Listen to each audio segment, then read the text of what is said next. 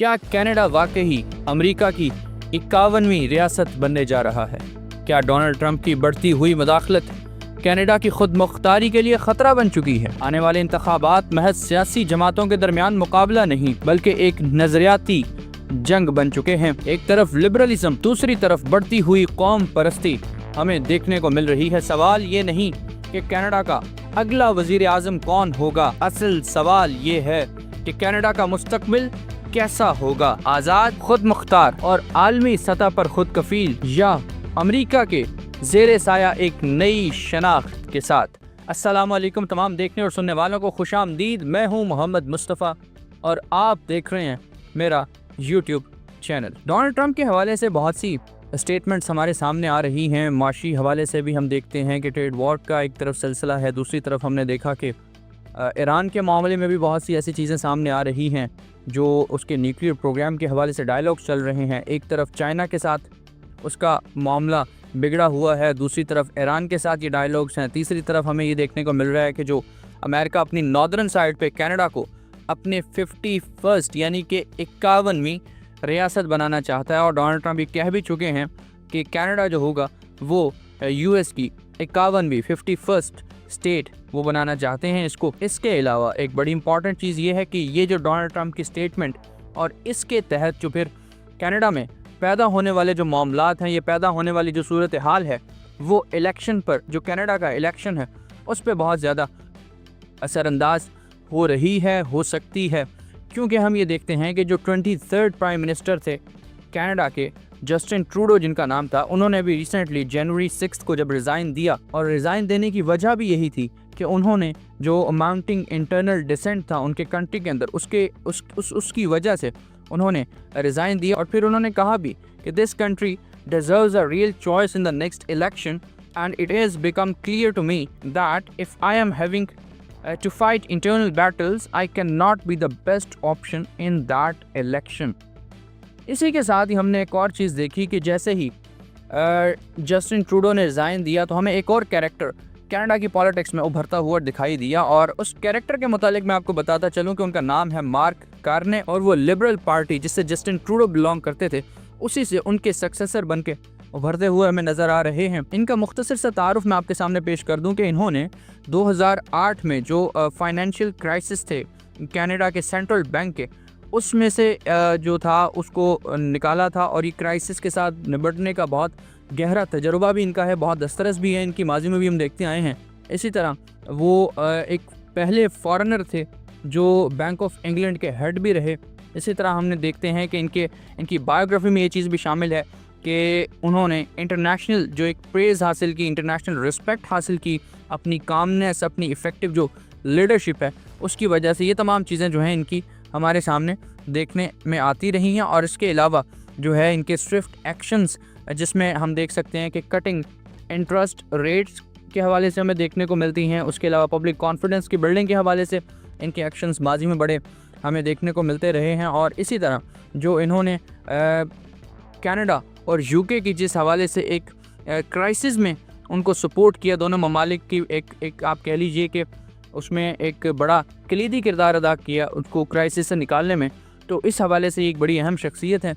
और फिर जो मेजर इकोनॉमिक चैलेंजेस हैं उनको ये नेविगेट करने का बड़ा मौका इनको हासिल है। तो ये कैरेक्टर जो हैं ये लिबरल जो पार्टी है उसकी पॉलिटिक्स में, कनाडा की पॉलिटिक्स में हमें उभरते हुए नज़र आए हैं। इसके अलावा हम ये देख रहे हैं कि कनाडा की पॉलिटिक्स में दो पार्टीज़, यानी कि एक लिबरल पार्टी और दूसरी तरफ है कंजर्वेटिव पार्टी। ये दोनों पार्टियां जो हैं ये आमने सामने हैं, और दोनों पार्टीज़ के जो इलेक्शन की जो विनिंग है या इलेक्शन की जो फतह है वो इस बात पर डिपेंडेंट है कि कौन इस ट्रेड वॉर के क्राइसिस में या कौन इस मौशी बहरान की सूरत में कनाडा को किस तरह से लेके चलता है और किस तरह का नैरेटिव लेके आता है, किस तरह के स्लोगन्स लेके आता है, किस तरह का मोटो लेके आता है अपने आइंदा जो है उसके टेन्योर के लिए। इस चीज़ पे बड़ा बेस कर रही है ये चीज़, क्योंकि हमने देखा कि जिस तरह से मार्क कार्ने जो हैं वो पहले लीड कर रहे थे, मुख्तलिफ पोल्स में भी मुख्तलिफ जगह पे सर्वेज हमें देखने को मिल रहे थे, उसमें वो एक लीडिंग फिगर थे। और अब जो है वो एक क्लियर डिफरेंस था पहले।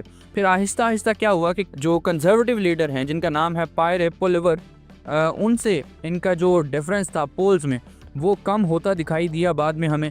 और हमने फिर ये देखा कि जिस तरह से 2.7 पॉइंट्स का जो मार्जिन था, अब जो लेटेस्ट पोल है उसके मुताबिक 2.7 पॉइंट्स का मार्जिन है इन दोनों लीडर्स के दरमियान। अब इसके पीछे वजह क्या है? इसके पीछे वजह ये है कि कार्ने जो हैं, मार्क कार्ने, उनका एक पॉलिटिकल पीरियड जो है वो बहुत थोड़ा सा पीरियड है, क्योंकि 6 जनवरी 2025 यानी कि मंडे को ट्रूडो जो है वो रिज़ाइन करते हैं और उसके बाद हमें जो मार्क कार्ने हैं वो आगे आते दिखाई देते हैं, यानी कि 2025 में ही इनका पॉलिटिकल कैरियर एक तरह से स्टार्ट होता दिखाई देता है। और साथ ही में एक जो रोलर कोस्टर वाला मामला है जिसमें ये टैरिफ वॉर में एंगेज कर दिया, और ट्रंप की तरफ से भी कनाडा के लिए बहुत से टैरिफ्स और बहुत से चैलेंजेस जो हैं वो आयद किए जा रहे हैं, जिसकी वजह से वो चाहते हैं, क्योंकि वो तो यही चाहते हैं कि वो कनाडा के गिर्द घेरा इतना तंग करें कि वो मजबूर कर दें उसको अपनी एक कॉमनवी जो रियासत का वो ख्वाब देख रहे हैं, वही कॉमनवी रियासत बनाने के लिए उसको मजबूर कर दें।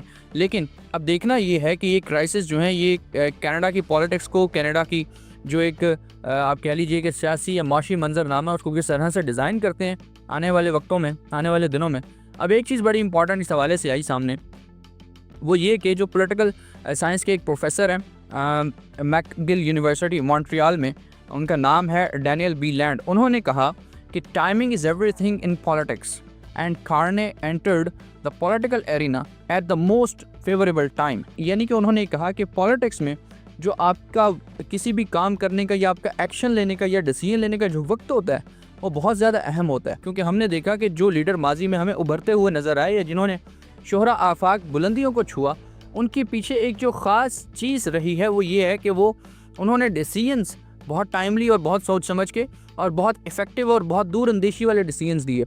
इसी तरह ये बी लैंड भी यही कह रहे हैं कि टाइमिंग जो है वो बड़ी इंपॉर्टेंट चीज़ होती है पॉलिटिक्स में, और कार्ने ने जिस मौके पे पॉलिटिक्स में एंट्री की है वो एक बहुत इंपॉर्टेंट और बहुत फेवरेबल टाइम है इस हवाले से। और एक और चीज़ ये है क्योंकि कार्ने जो है वो क्राइसिस से निपटने का बड़ा गहरा उनको एक दस्तरस हासिल है, उनको बहुत ज़्यादा इस हवाले से नरिश्ड है वो, तो उनको अंदाज़ा है कि किस तरह से जो इस क्राइसिस की सूरत हाल में कनाडा को किस तरह से लीड किया जा सकता है। इसीलिए हमने स्टार्ट में देखा कि उनके जो पोल्स थे वो बहुत ज़्यादा ऊपर थे, लेकिन फिर आहिस्ता आहिस्ता चूँकि कंजर्वेटिज़म वाला जो मामला है वो एक नेशनलिस्ट सा नैरेटिव जनरेट हो रहा है कनाडा के अंदर, क्योंकि जैसे ट्रंप ने अपने इलेक्शन के दौरान या उसके बाद तक ही, बल्कि अब तक स्टिल यही जो उनकी बातें हैं कि अमेरिका फ़र्स्ट वाला जो मामला है, मेक अमेरिका ग्रेट अगेन वाला जो है, अमेरिका फ़र्स्ट वाला जो उनका स्लोगन है, उसी तरह का स्लोगन जो है वो कनाडा से लगना शुरू हो गया कंजर्वेटिव पार्टी की तरफ से। उसमें वो कहते हैं कि कनाडा फर्स्ट, ठीक है, कनाडा जो वो दूसरे कंटेस्टेंट हैं कंजर्वेटिव पार्टी के, वो कहते दिखाई देते हैं कनाडा फर्स्ट। यानी कि जो नेशनलिज्म है जो इस वक्त की ज़रूरत है कनाडा के अंदर, वो कंजर्वेटिव पार्टी उसको उसका परचम जो है वो उठाए हुए है। और फिर हम ये देख रहे हैं कि किस तरह से लिबरल कंजर्वेटिव पार्टी के जो पोल्स हैं उनका जो एक मैसिव फ़र्क था वो बहुत ज़्यादा कम होता जा रहा है। अब आपको मैं एक चीज़ ये बता दूँ यहाँ पे, बल्कि उससे पहले मैं आपको ये बताता हूँ कि बी लैंड की एक और यहाँ पे स्टेटमेंट मेरे सामने है। डैनियल बी लैंड, जिनका मैंने आगे जिक्र किया, मैकगिल यूनिवर्सिटी मॉन्ट्रियल के प्रोफेसर हैं पॉलिटिकल साइंस के, उन्होंने एक और बात ये की, उन्होंने कहा कि दिस इलेक्शन के बारे में बात करें, this election is a test about whether Canada will embrace or reject populism. यानी कि जिस तरह जस्टिन ट्रूडो हमने देखा कि वो लिबरल पार्टी से बिलोंग करते थे, तो अब वो कह रहे हैं कि अब ये जो इलेक्शन ये फैसला करेगा कि आया लिबरल को आगे ला रहा है या कंजर्वेटिव पार्टी को आगे ला रहा है, या जो पॉपुलिज्म है उसको वो एक्सेप्ट करता है ये इलेक्शन या रिजेक्ट करता है। यानी कि इस तरह की स्टेटमेंट की हमारे सामने आई। अब एक सवाल जो बड़ा इंपॉर्टेंट है वो हम देख लेते हैं कि what would a Carney win mean for US Canada relations. यानी कि अगर मार्क कार्ने जो है वो फतेहयाब होते हैं तो यूएस रिलेशंस जो हैं वो किस तरह के होंगे, उसके हवाले से हम जो उनकी अपनी कुछ स्टेटमेंट्स हैं मेरे सामने मौजूद, उन्हीं की रोशनी में ये चीज़ डिस्कस कर लेते हैं। उन्होंने कहा कि Canada's close friendship with the US has ended, और इसका कसूरवार उन्होंने जो है वो ट्रंप को ठहराया साफ अल्फाज में।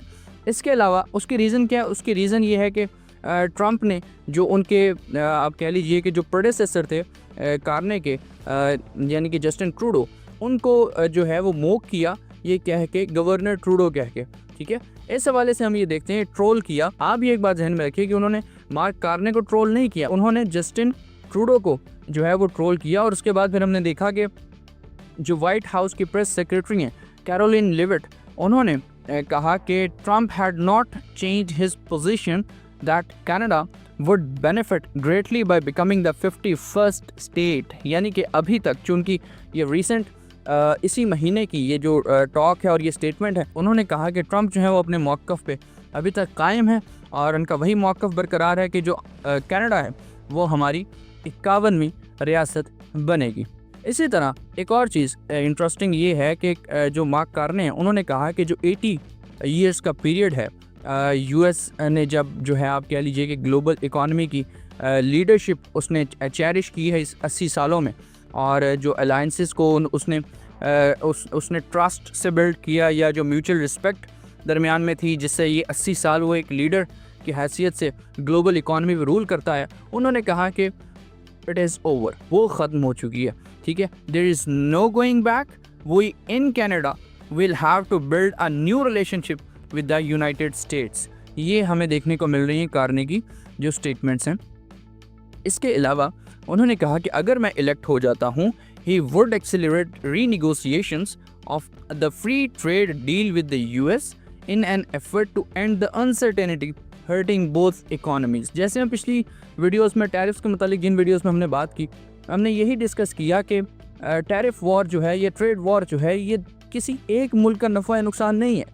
ये दोनों मुल्कों के माबैन जिनके दरमियान तजारत होती है उनके लिए मामला ये इसमें ख़राब होने वाली बात ही है, और दोनों के लिए नुकसान बराबर ही है, और इससे ग्लोबल इकॉनमी इस तरह मुतासर होने का ख़दशा बिल्कुल है। इसी तरह ये जो कार्ने ने बात की कि वो इस एफर्ट में हैं कि वो इस अनसर्टेनिटी को, जो कि दोनों मुल्कों को जो है तशवीशनाक हालत में मुब्तला कर रही है, इस पे उनसे बात करने की कोशिश करेंगे और कोई डील जो है प्रॉपर एक फ्री ट्रेड के हवाले से जो होगी वो बनाने की कोशिश करेंगे। इसके अलावा उन्होंने एक और बात ये की कि President Trump is trying to fundamentally restructure the international trading system and in the process he is rupturing the global economy. यानी कि वो ग्लोबल इकॉनमी जो है उसको रप्चर करने की कोशिश कर रहे हैं, और वो जो इंटरनेशनली एक ट्रेडिंग सिस्टम है उसको रीस्ट्रक्चर, उसको रीशेप करने की जो है वो कोशिश कर रहे हैं। ये तमाम बयानात हमें मार्क कार्ने की तरफ से आते दिखाई दे रहे हैं। तो अब इलेक्शन जो है वो बिल्कुल करीब है। अब देखना ये है कि अगले प्राइम मिनिस्टर ऑफ कनाडा की हैसियत से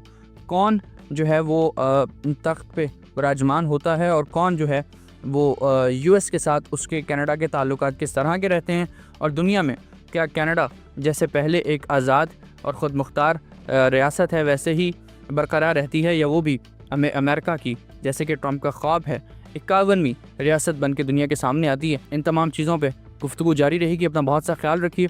अल्लाह हाफ़िज़।